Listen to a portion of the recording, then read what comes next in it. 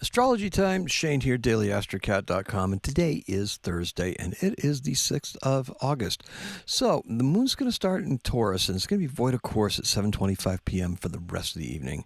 Now, today is going to be markedly different than it was yesterday. We're going to notice there's three distinct phases that will be clearly defined. The morning is a focused moon in Taurus, and that focused moon is about 19 hours long, and it's going to serve to help Venus get a handle on the practical things in the anaretic, practical things that need to be done.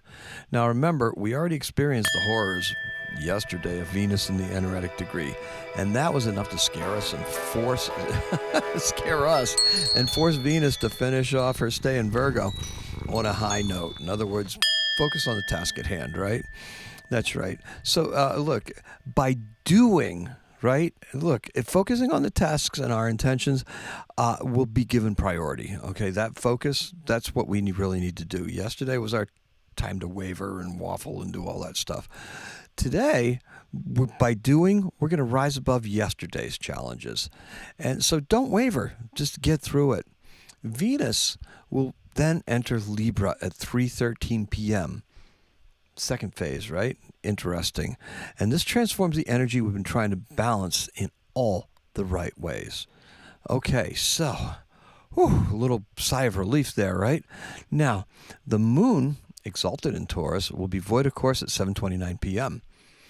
That means we're going to have a void of course moon, but it's exalted, so who cares, right? That is one of those the signs, the four signs that the moon can be in, that the moon it doesn't hurt us to try to start anything new. But there's other things that are going to be kind of holding you back a little bit, but that's okay because we have some stuff coming up. So, you're free to keep working in whatever areas you desire. And today's keyword is resilience because we're going to need that after yesterday, right? And the color is mermaid hair green. Just imagining that, right? Now, the sun is heading off on its own journey through Leo. That's right, it's kind of separated from Jupiter a little bit, right? Outside of the cradle, yet very much involved because the sun represents our ego and how we see ourselves in the world. So the main character energy that Leo's going to bring with it is really starting to shine. Now, Venus entering Libra, the place of her domicile, that's because she rules that sign. That's why it's called a domicile.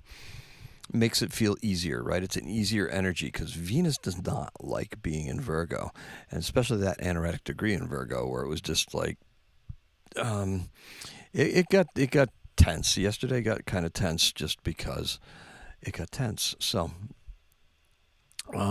look, it's a place of her domicile, and now she's going to add to that cradle.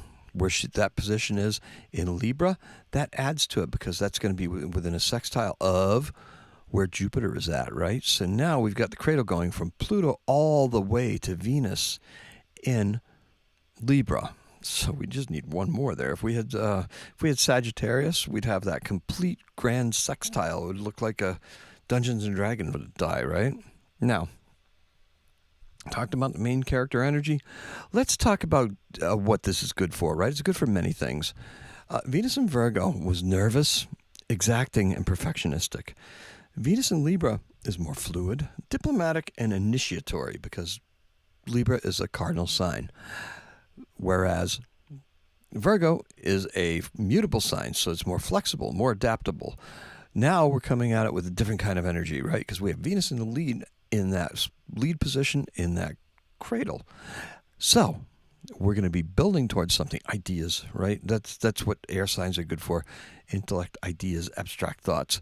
Now, Venus, okay, we got that.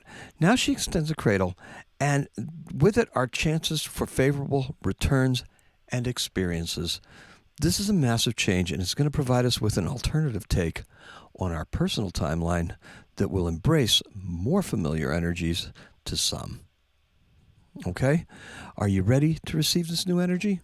Because this is going to open up a whole new lane with Venus, Jupiter, and Uranus all in that line, right, with Jupiter at the top. So this is going to be very interesting. Now, after yesterday's scattered and very hungry and very Taurus, and not in a good way, very Taurus kind of day, the moon is able to At least for us it was, right? Is able to lock in and override the skittishness Venus is still experiencing in Virgo just a little bit in the morning until we get to that 313 point, right? The fact that Venus changes signs today will restore balance and help assist us in our progress that we spent yesterday questioning. So, you're questioning something that already is there, right? It's just like, why? Now, everything. Now, look, the new directions, while they seem daunting, are known to the moon because the moon goes around so many times, right? So that's where the moon gets all her wisdom from. Everything the moon shows us is a reflection of the things that we are. It's like looking at your reflection in a shattered mirror. Each piece contains within it the whole, but that's within the distortion of the overall image. Right? So the overall image is distorted, yet if you were to zoom in on each piece, it would have a reflection of the whole that we would see. So now, the sun perfects a trine with Saturn. Life was hard because that's what it had to be at the time. Now, as a second creative mini-grand trine emerges, like I said, Venus, Jupiter, Uranus, yes, as that second trine emerges, so will the dual track that we were following up until this last Mercury retrograde. Remember I said that the tracks and timelines kind of got blurred and lost and everything like that? We're kind of finding it, right?